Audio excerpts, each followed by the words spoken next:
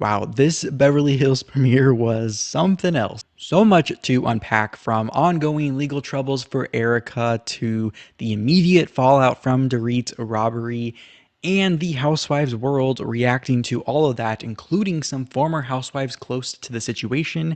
And then we'll get into the very telling Watch What Happens live appearance from a couple cast members. So I'm going to get into a brief, but still a little bit longer than normal intro with some channel housekeeping and FYIs, because this is the first episode of a new season of recaps.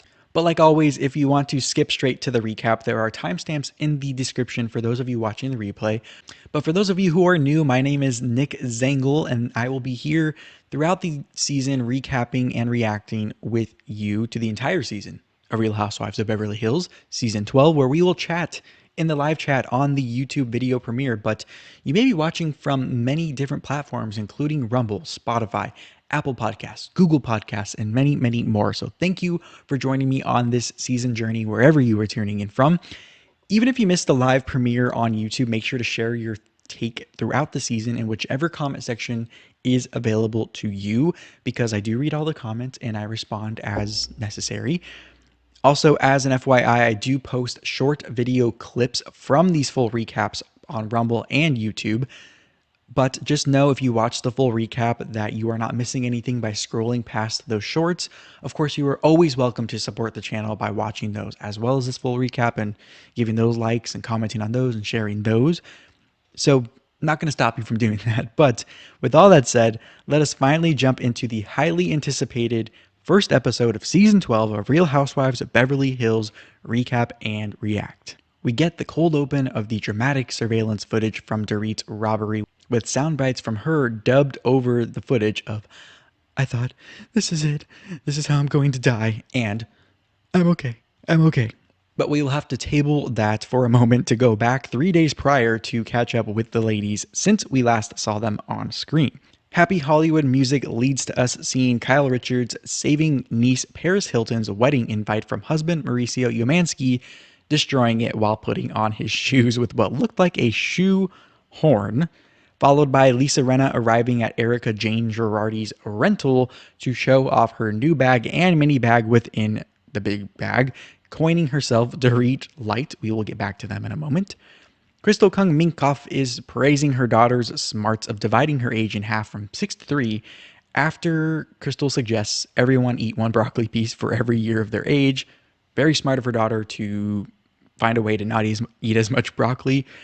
Dorit is then seen traveling home from London, which is very important to the whole robbery story, with her 2 kids. Luggage mountain, sugar deprivation, and all.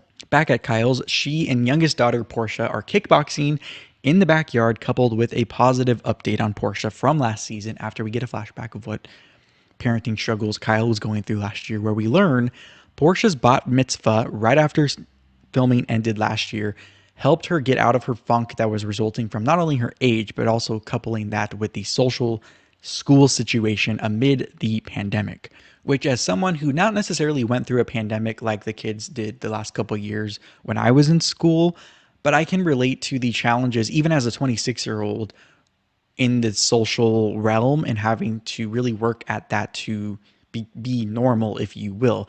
And so I thought it was just good to see her coming out of that phase, and I'm always happy to see people working through their issues, not just becoming a victim to them.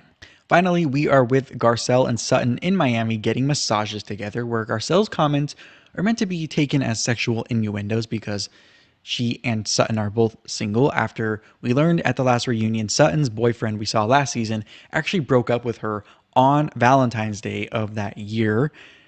After the massage conclusion, we learned they are attending the Angels for Humanity charity event to help the children of Haiti, which we know is Garcelle's home country. Back to Lisa and Erika, we learn one of her daughters is moving to New York City. We get an update on Rinna Beauty with her daughter posing for a campaign. Harry trying on the lip product, which will give some fodder for the rumor mill comparing Harry to Caitlyn Jenner. Yes, those are real rumors out there. And Lisa's beloved mom, Lois, is seen excited learning one of the products in Rinna Beauty is called I Love Lois, in what appears to be the birthday celebration Lisa referred to at the last reunion that her and her daughters went to go visit Lois after a lot of COVID delays. to celebrate her 90-something birthday, which makes sense because they were already filming this season as the last reunion was airing. But it is bittersweet to watch these Lois moments because we know what's about to happen very soon. But it is nice to see that some of her last moments are immortalized on the show forever. Now back to Erika, who is sharing that the bouquet of roses in her kitchen is from a secret admirer, and shares even though she hasn't had any formal dates, she is having sex. Now, once they sit for some tea, channeling their inner LVP, Lisa says that she was shocked to see Sutton on Watch What Happens Live with Andy Cohen, exposing her and Harry for not thanking her for being her plus one and two to the Elton John AIDS charity gala Oscar party. This was after Lisa thought Sutton looked great upon first look on the television in her bedroom. I guess Lisa thinks telling someone they look good is a scapegoat or a way to get out of them saying anything bad for you, as if your looks are the most important thing. Anyways, I digress. But Sutton and Garcelle are in Miami talking, where Sutton is saying she didn't bring that up to humiliate Lisa and Harry. And Garcelle adds, I took it as you standing up for me. And Sutton was like, yeah, exactly. And that's because only a few months ago, Garcelle was called out by Lisa for not texting a thank you to Harry and Lisa for Harry sending and making pasta sauce for Garcelle after her birthday party at the Rinna Hamlin household. Even though Lisa confirmed in that instance last season, Garcelle did say thank you as she was receiving the gift in person, which to me, an in-person thank you is a lot better than any other thank you virtually. Just saying. But Sutton and Garcelle then agree it doesn't matter how much the gift is. If it comes from the heart, you don't need a thank you.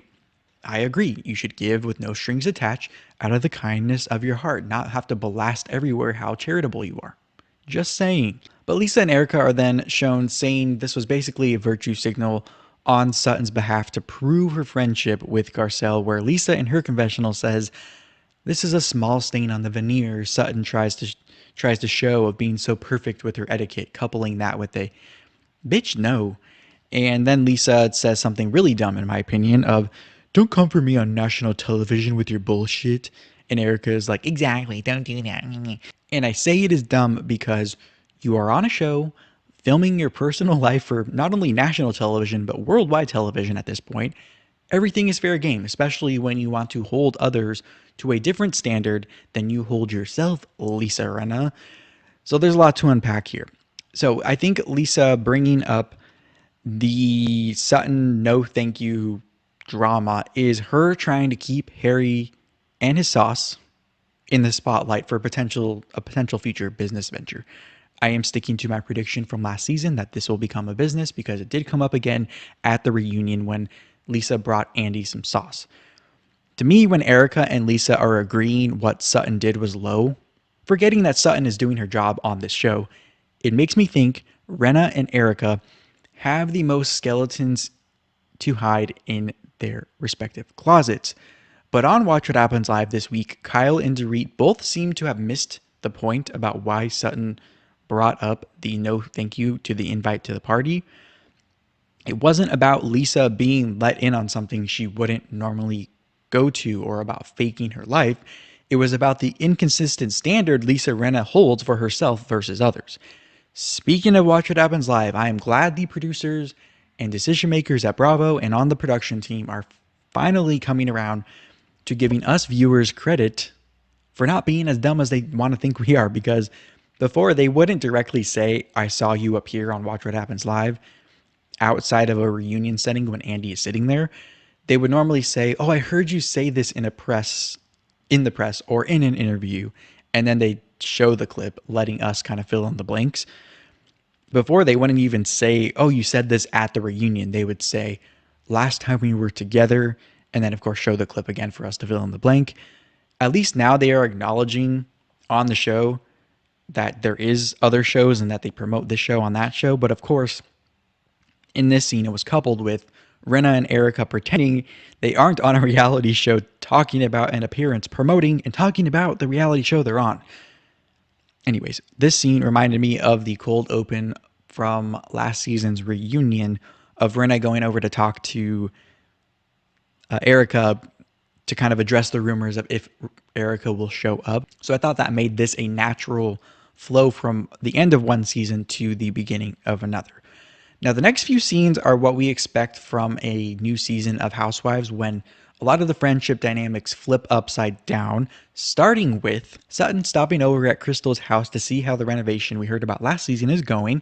We learn it is taking longer than expected because of all the shipping and supply delays, which we're all experiencing at this point, but Crystal assures us the budget has not gone up since the last time we checked in on the project with Kyle.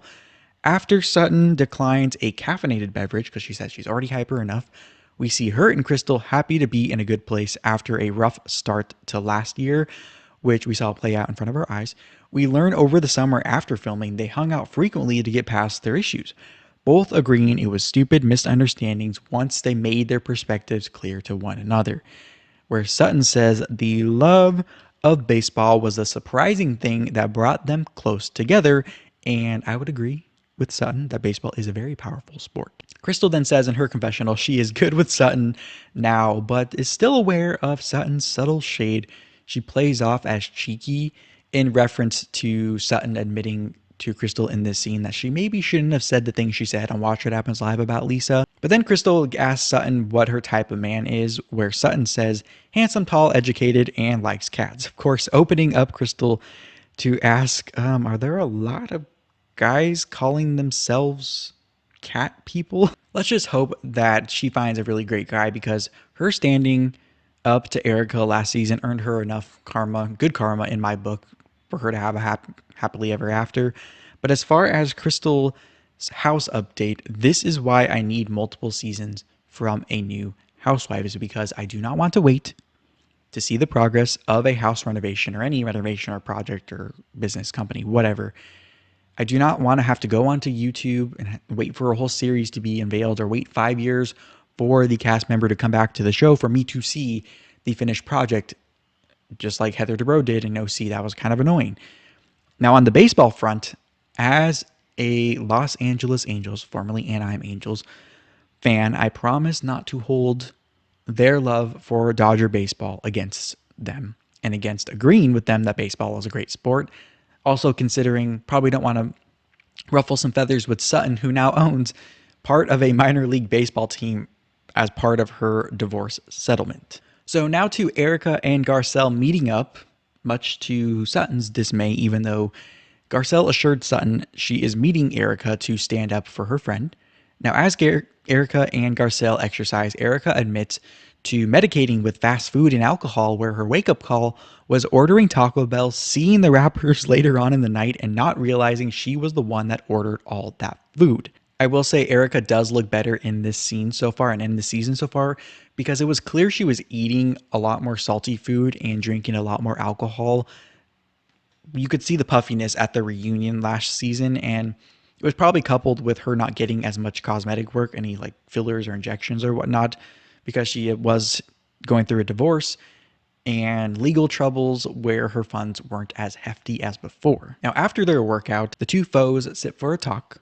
Upon Garcelle sharing her Miami trip with Sutton was also a visit with her sisters, Garcelle goes right into asking Erika if she will apologize to Sutton. Erika, of course, says, apologize for what? Garcelle's like, well, you kind of threatened her by saying I'm coming for you, where Erika tries playing it off as, well, that could mean a lot of things. It could mean anything. I can't really apologize for what I said when I was backed in a corner. However, Garcelle says Sutton was rightfully freaked out, and we get a reminder at the reunion she admitted she hired security for a few weeks or a week because she didn't know how to take that threat from Erika. Erika then goes into saying Sutton talks a lot of shit, and when you talk a lot of shit, you have to expect people will swing back at you. Erika says, though, Sutton was repeating things that have now been disproven, including the $20 million transfer into her LLC. Erika says she will never get away from the widows and orphans thing, even though she says it is not true. She says she never had the money in her hands or her account, and that the bankruptcy trustee said, quote, Erika Girardi never touched the Lionaire money, end quote. And Garcelle goes, oh, okay. Which is something I actually say a lot as a non-response response to just move on with the conversation that I can see is clearly going nowhere. But Garcelle confesses she has not seen any of this disproving anywhere. And she says again, tries to again stand up for her friend Sutton, saying, well, everyone has kind of said stuff about this, but Erika says, well, it's different because Sutton was kind of the ringleader and leading the charge in this. Which I would say, yeah, Erika, it did look like to you Sutton was leading the charge because the other girls left her out to dry when everyone was in front of you. But then we get the real Erika coming out in her confessional, sipping her cocktail when the producer is heard asking Erika to detail how these claims were disproven. And Erika, in her typical dismissive, snotty, passive aggressive, too aggressive, insensitive, egotistical, alternate reality way, says, I don't know, you'll have to check all that out. Bravo can do their due diligence. It was disproven early on. Then the producer presses further, saying, I guess the question is the disproven stuff publicly available? And Erika, now in a more angry, frustrated tone, says, duh, tell them to go fucking read what my lawyer has put out and answer their own fucking questions. But we conclude with Erika saying, to Garcelle, the disproven claims give her a reason to smile and have fun, but grounded in reality, Garcelle confesses Erika's hope may be having her jumping the gun before we know the truth, and she thinks Erika is still in denial. Erika continues calling all the press she was getting day after day hit pieces and not true, followed by a Garcelle eye roll in her confessional, which thank you, Garcelle, for speaking for a lot of us with your expressions. But we conclude this scene with Garcelle asking Erika if she can actually sue the people she claims are lying about her. And Erika says, oh, yes, but that's down the line. Reiterating these are civil, not criminal lawsuits, and she has not been charged with a crime. Followed by Garcelle saying, I want to move on from this, but if you want to share with me, you are more than welcome to do so. Ending with Erika saying her divorce is the last thing to be resolved in all this because the other lawsuits are more important. First, it was weird when Erika was referring to herself in third person, almost as if she had prepared all these sound bites with her lawyers for their defense. And I can guess this won't be the last soundbite, weird sounding thing we see from Erika or hear from Erika all season. The doublespeak also within this scene from Erika was insane because she says she will never get away from the orphans and widows, even though that aspect isn't true. But the real reason I think she won't ever be able to escape the orphans and widows aspect of this thing is not because it isn't true. It is because you, Erika, had no problem before that was allegedly disproven in the media, wearing earrings saying widows and orphans, coupled with a caption saying scapegoat in an Instagram post basically taunting the victims. Even if you don't know the funding source to your business account, you are still in denial. They exist, and that is the problem of you continuing to miss the point. I will say I appreciate Garcelle being direct about wanting Erika to apologize to her friend Sutton, but it appears Garcelle is just trying to keep Erika at bay with her in person at this point with the, oh, okay, to maybe get her to open up more going forward. As far as Erika saying she doesn't remember what the disproving was or where it was sourced, I thought that whole thing was really weird. And I think that is her attempt at rewriting history in her favor, because I would think if it was that big of a deal for her to have this disproven, you would think she would have a prepared statement and all the documents saved on her phone ready to share with any and everyone who confronts her about this, who's saying that she's lying or whatever. Or at least it would be out there for everyone to know and wouldn't even be necessary to ask the questions because there would be no doubt.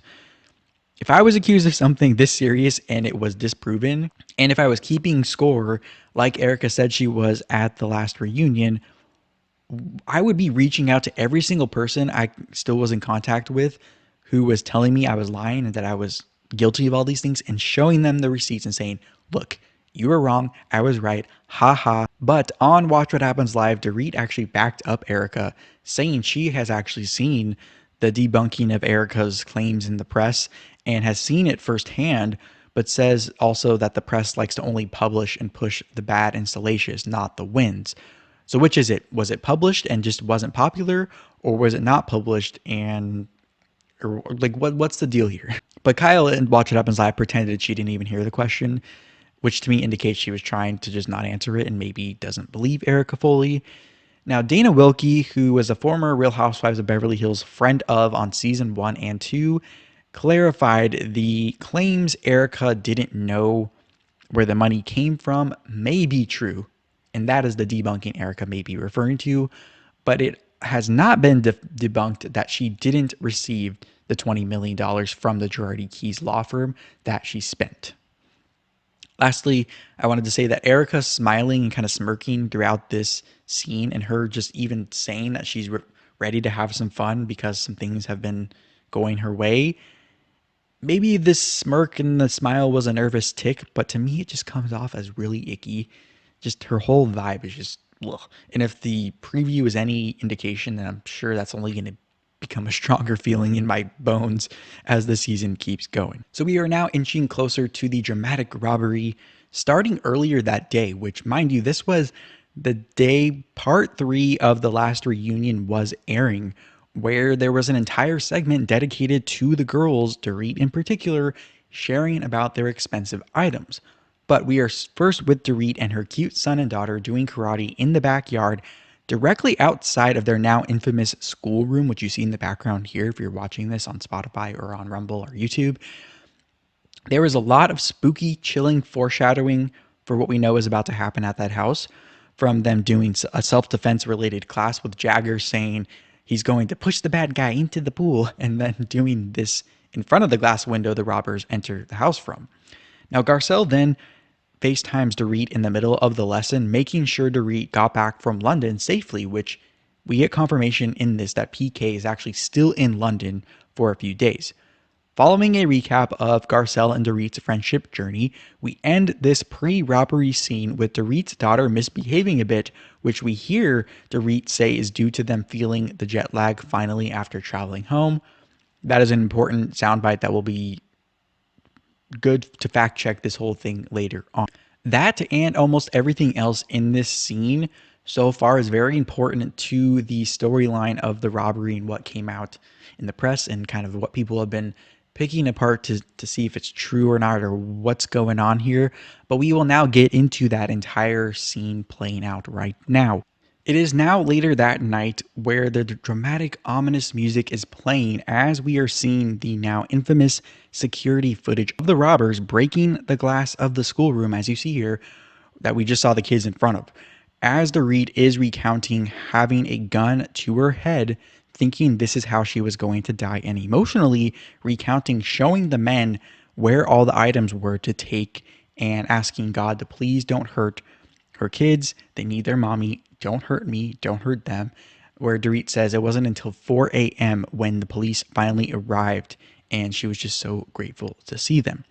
Fast forward to the next morning and we see the footage from the local NBC4 Los Angeles affiliate showing Lisa, Erika, and Kyle arriving to Dorit's house to comfort her without any makeup or glam, as noted later by the cast and Andy Cohen on Watch What Happens Live as proof of their love for Dorit, that to be willing to go in public in front of paparazzi without any makeup or glam on.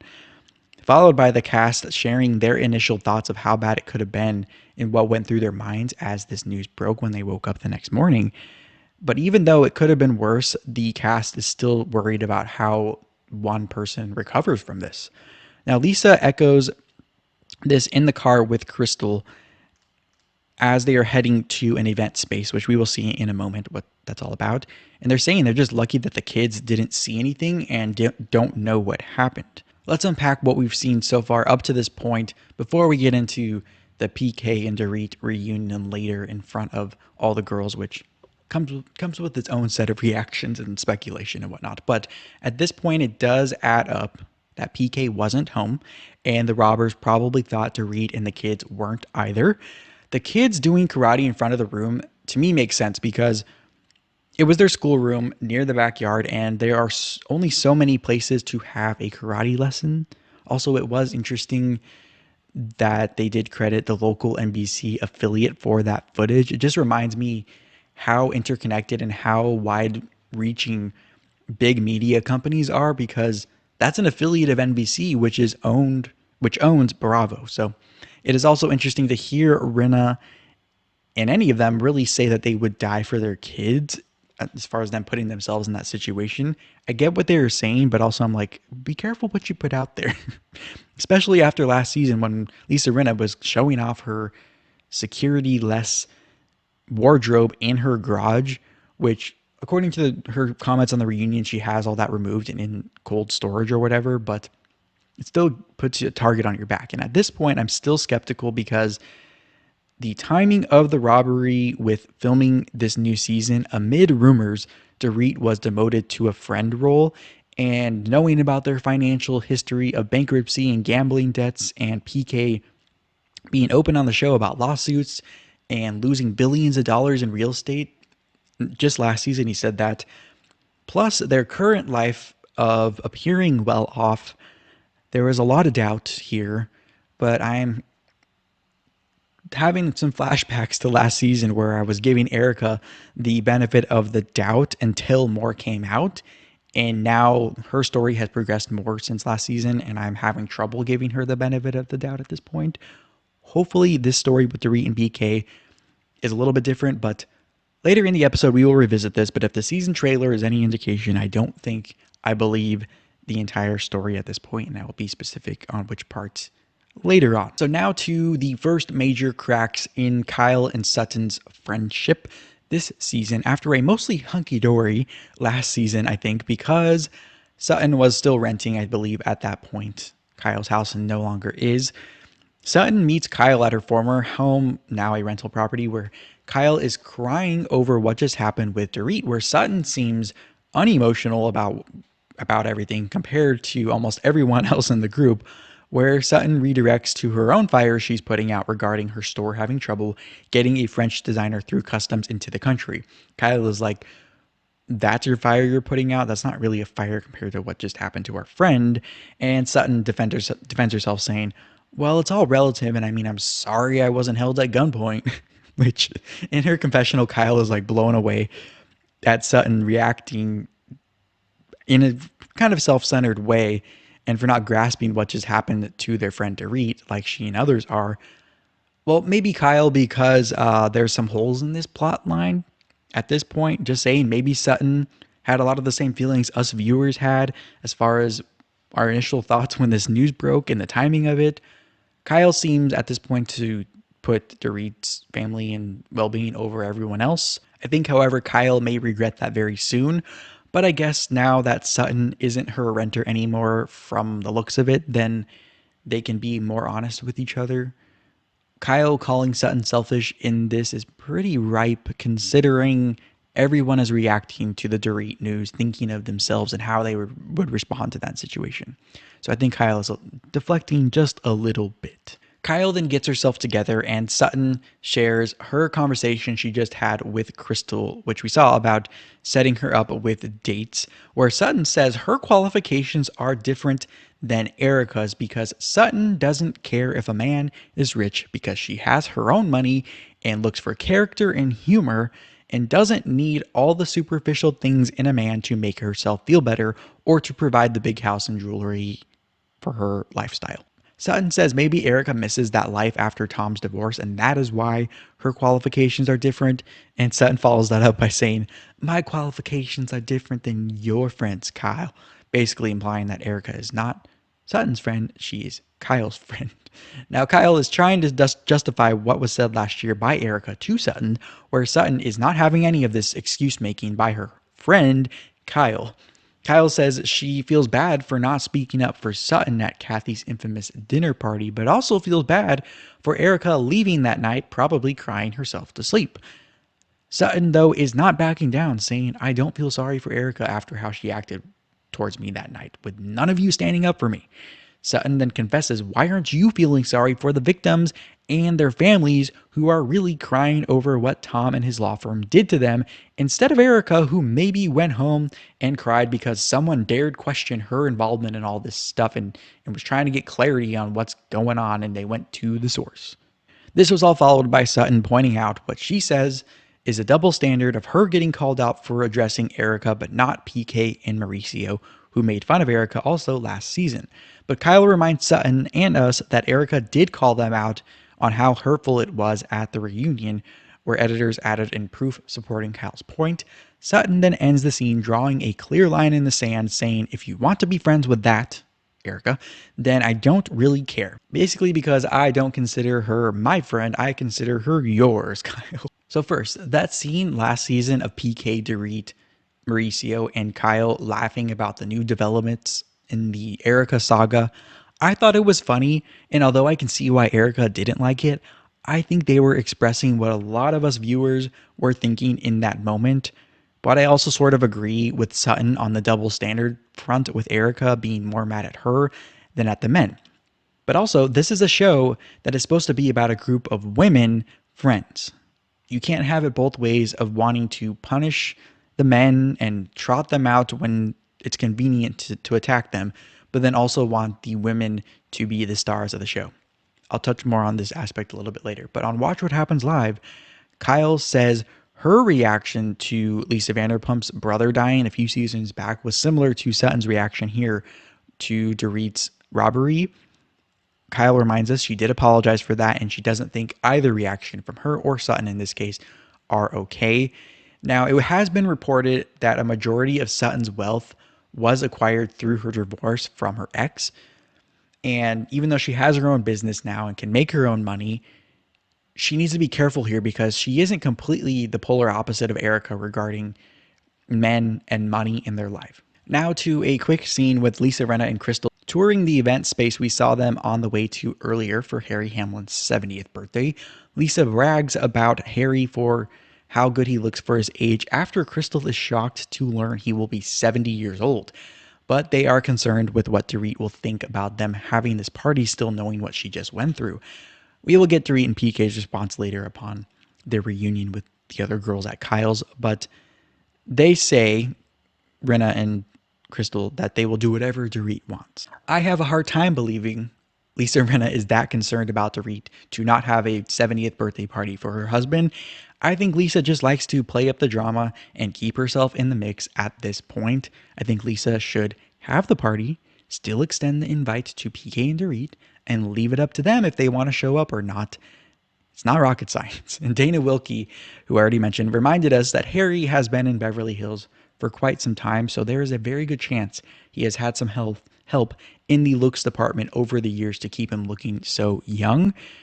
Now, before we get into the dramatic last scene of this episode, make sure, if you have not done so already, to give this episode a thumbs up on YouTube, a rumble on Rumble, or a rating on the podcasting platform of your choice, because not only does it help the platform know what you like and for them to give you more of that, but it also tells the platform who else to serve this content to. So if you like it and you do all the things, they will push it out to more people, which is always great. And I thank you so much for doing that. Now to a dramatic build up to the reunion of PK and Dorit happening at Kyle's house with not only Erika, Lisa, and Kyle, who we saw arrive at Dorit's earlier through the paparazzi footage, but also Garcelle. But first, Erika arrives seeing Kyle for the first time in a while, where Erika seems relieved with positive developments in her life and also probably happy to have the attention on Dorit for the time being. After some awkward sips of alcohol, Mauricio walks in where him and Erika squash the beef over what we just talked about regarding Sutton, saying there's a double standard over treatment of Erika last season. But on Watch What Happens Live, Kyle said Erika knew and liked PK and Mauricio more than Sutton at that point last year, so that was why she was able to squash the beef with them faster. According to Kyle, it doesn't have anything to do with the male-female double standard, which I think is a reasonable explanation, even though we did see them call Erika a liar before Sutton did, I believe. It took Sutton a lot longer to actually use the term liar. I think she didn't even use it directly to Erika until the reunion. Kyle and Erika are then mad about the pics that they showed online from that morning when they went to Dorit's with no makeup or hair done and bad angles, making them look like they all have double chins, followed shortly by Dorit arriving after Lisa had arrived too, seemingly makeupless and unready, almost like she has not changed since the night before when the robbery happened. Dorit says she left the kids at their house safe with PK's assistant and security. to give her a break and get out of the house, but also she went over to Kyle's to do this meetings and reunion with PK so that their mommy didn't see her breaking down in front of them. Even though this group was over to her house that morning, where I can imagine they already shared a lot of this detail. And at first I thought she would be more emotional that morning, but maybe the shock didn't wear off at that point. Kyle then asks Dorit to share the details with Mauricio she shared with Lisa, Kyle, and Erika earlier that morning. So that confirms with us that she has already told this story one time earlier that morning. But Kyle confesses this time Dorit seems to be more emotional because the shock is wearing off and had to hold it together for the kids up until that point, until she can get them safe and knowing now she is going to see PK back home in a little bit. Now she is recounting what happened.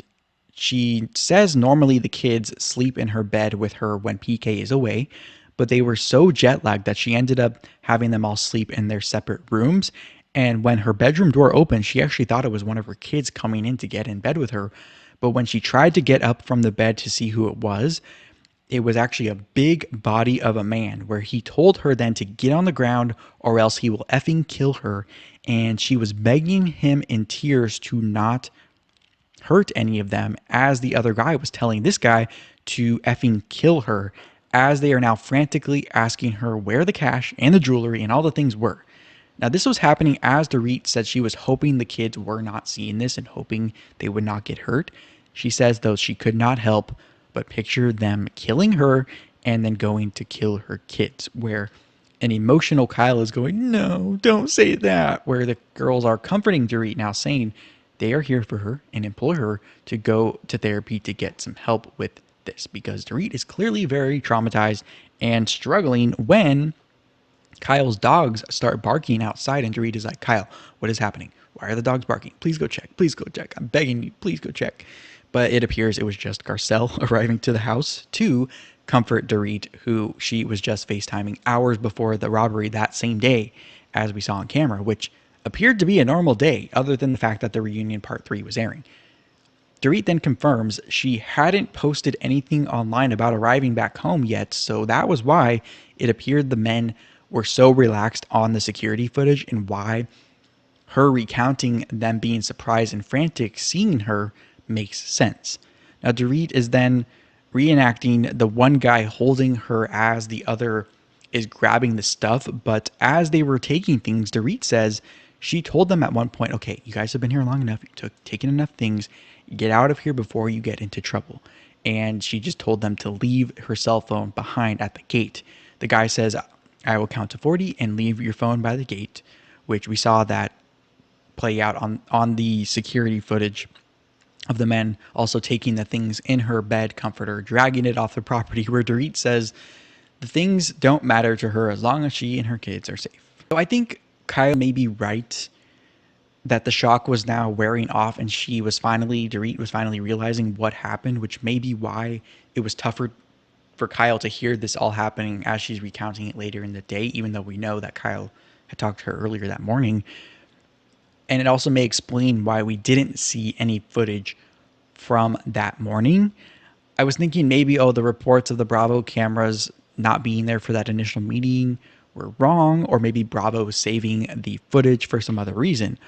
But then former Beverly Hills friend Dana Wilkie, who has beef with PK online, said on her show she thinks the morning after the robbery meeting wasn't shown shown on this episode because Teddy Mellencamp was also there, and everyone there, including PK on the phone, were reportedly trying to blame this robbery on Dana Wilkie for some reason.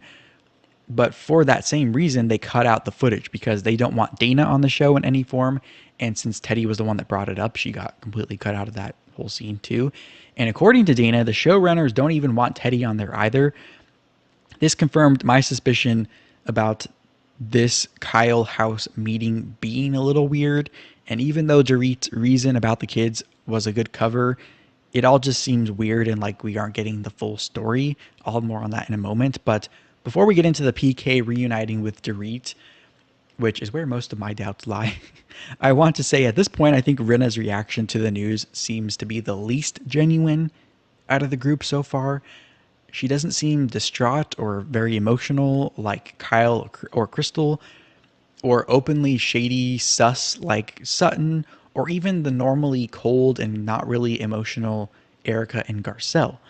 Let me know what you think of all the girls' reactions to the robbery story so far in whatever comment section is available to you. But let's keep going to them now eating dinner, where Dorit thanks Garcelle for her giving her a healing crystal to carry around, where then PK calls them, letting them know that he had just landed at the airport to TV cameras and press, where he arrives shortly after to Kyle's to an obviously emotional Dorit, thankful that they are all okay and reunited. Now, no matter what you think of the situation, it is hard to not get emotional seeing them reunite and seeing PK break down, but this does not take away from my observation of PK being so quick to point out all the attention he got arriving back to the States, being a little suspect. It's kind of weird that that would be the first thing he would think about, but it's also one of the reasons people think he set this up.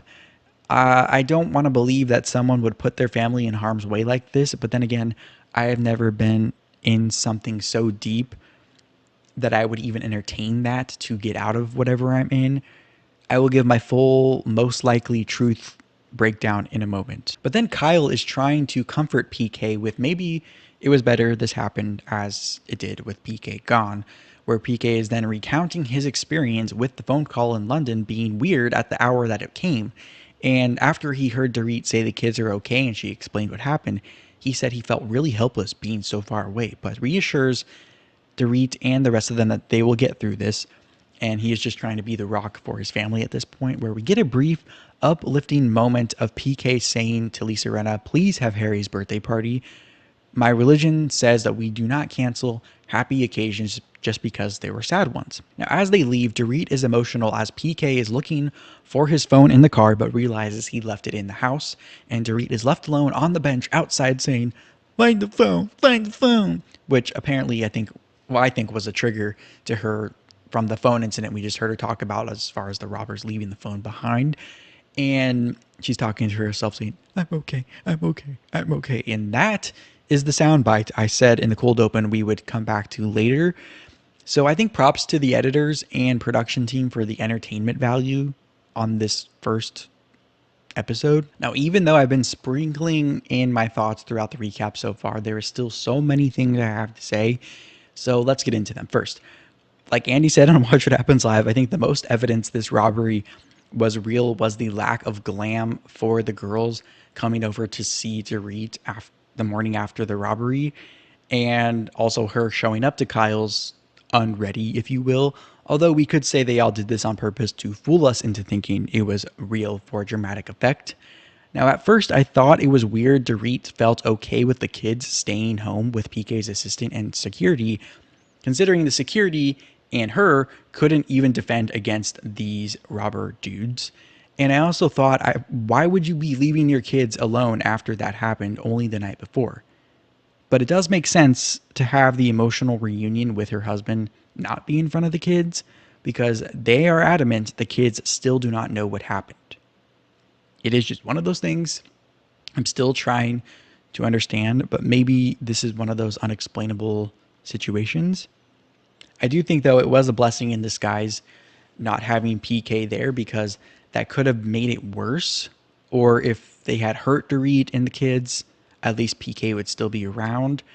But then again, I think if PK was there, the robbers may not have shown up that night, because it seems they thought no one was home because PK was still in London, supporting the whole robbery gone wrong theory.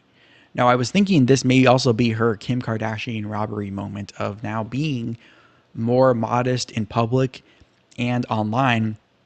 But then in the preview of the season, we see her still doing extravagant things. And I'm not surprised that they are talking or taking the angle of no one deserves this to happen to them, and we aren't going to let these people change our lives, because I don't really believe Dorit or PK when they say the things that were stolen don't really matter to them, because of course they matter to you. And there's nothing wrong with that if what you mean by that is it's a reminder of how far you've come in life, or reminds you of how much you've accomplished to be able to buy these things. I think the problem comes in when the reason you have all these things is just to look rich when you are not.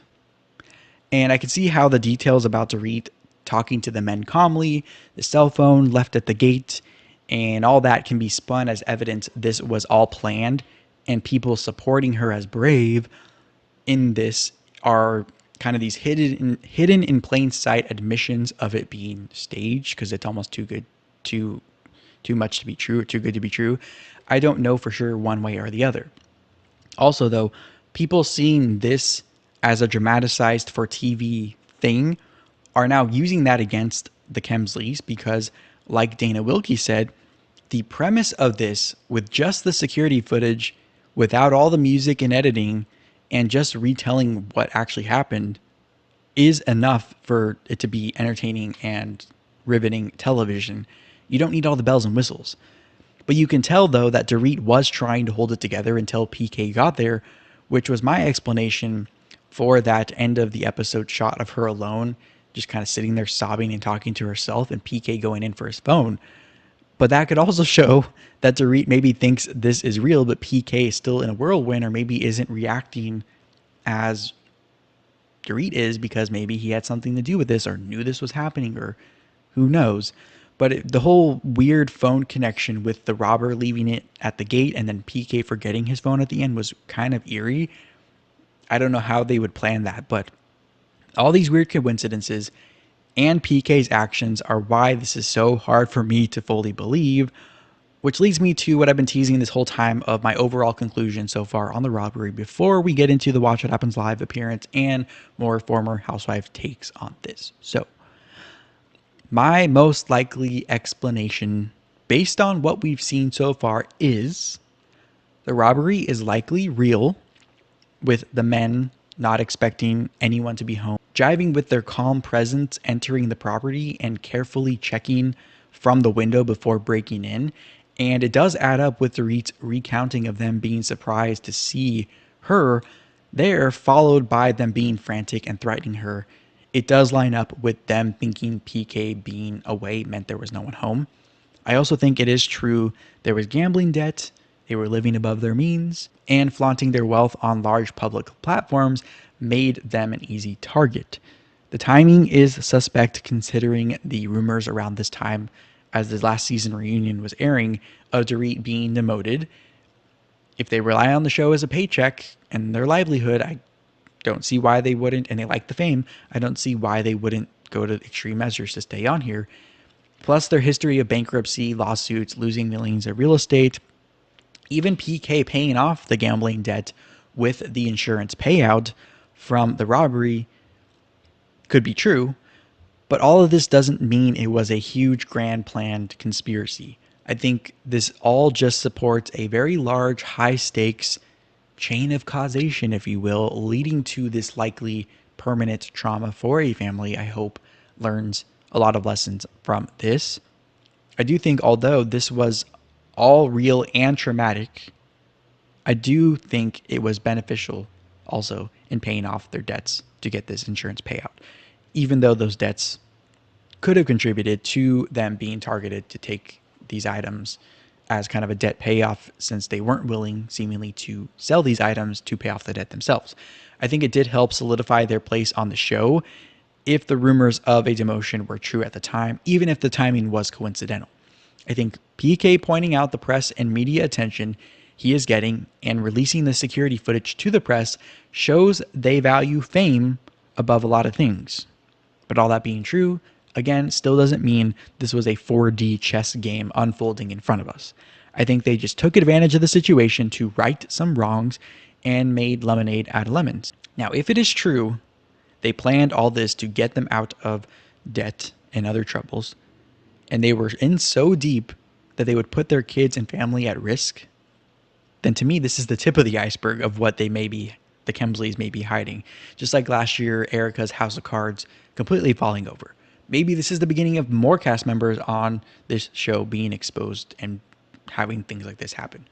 Who knows? On Watch What Happens Live, Dorit answered many questions to clarify what has been happening since filming this episode. She says the culprits have not been caught yet. The kids still don't know what happened, and Kyle just kind of comes out and says, who's sitting next to her, well, they live on our street now, which to anyone who is wanting to target the Kemsleys or Kyle again, they can hit two houses at once now and narrow down the location just like that. But Dorit also said it is tough having to relive everything through the episode airing, and then of course we'll have to relive it again when they film the reunion and having that air. Dorit says she is in therapy and it is helping, which she said that she already had a therapist going into this, but now she's just relying on their therapist even more. She then goes on to explain why she did not have the alarm on, because she says she has small children that get up in the middle of the night and they could drift downstairs, setting off the indoor sensors for the alarm. And she also debunks the claims Teddy's husband was connected to the alarm situation. I'm glad Andy was direct on that, because normally they don't really bring up that kind of stuff. But maybe if Edwin, Teddy's husband, was involved, he wouldn't have even asked the question. But on the Two T's in a Pod podcast with Teddy Mellencamp and Tamra Judge, Teddy said her husband did not do the security for Dorit's house, but that doesn't matter because the security system wasn't even on, as confirmed by Dorit. And I also agree with Tamra saying putting those allegations out there without any proof is messing with livelihoods, which is gross, and I agree. And lastly, former Orange County housewife Kelly Dodd, who I referenced often in my Orange County recaps last season that just ended last week, along with Dana Wilkie. And of course, now I'm adding Teddy and Tamra to the crew of people I'm responding to or checking in with for my recaps. Kelly is interesting because she is close to production and some cast members on the show, because Orange County and Beverly Hills are both produced by the same production company. And also, I think that might explain my theory on why Beverly Hills and Orange County never air at the same time, because I think while they're filming one, the other one is airing, and then vice versa. Might make sense.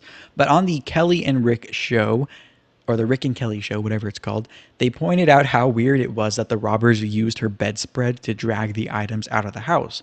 But this to me proves the theory of the robbers not expecting anyone to be home, and then seeing Dorit was home flustered them, because if they had gotten in with no alarm going off and knowing no one was home, they probably would have taken their sweet old time and to be a little bit smarter and more strategic about how they were taking the items.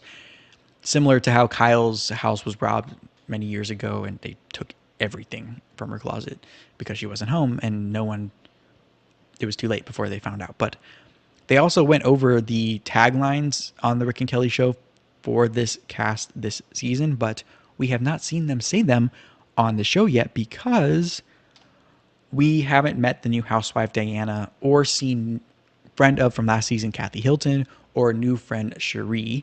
So it wouldn't make sense for them to waste time doing opening credits and a theme song with a new housewife that we haven't met yet, or at least won't meet until maybe next episode. I don't think, though, that was the original plan from production to have this much action happen this early into filming, because the reunion was still airing, and usually this kind of early footage is just them catching us up and just cramming it all into one act of the first episode, or at least in flashbacks to future reference things in future episodes. But I think it kind of worked out to not introduce the new cast members right away, because it feels like more of a natural flow from last season to this one. But then lastly, on the ratings front, the total live viewers for this premiere episode were 1.15 million viewers versus last season's 950,000. And although the delayed numbers will show a higher ratings and higher viewership, that live viewer growth from season to season indicates to me there is an increase in enthusiasm to watch this show over last season, which is really good and pretty interesting. But with all that said, thank you so much for joining me for this season premiere recap and react. I hope you join me for the rest of the season, throughout the season, over the next few months on whichever platform you are tuning in from right now. And as always, click around the channel for more. Thank you for including me in your online life, and I will see you in the next one. Bye-bye.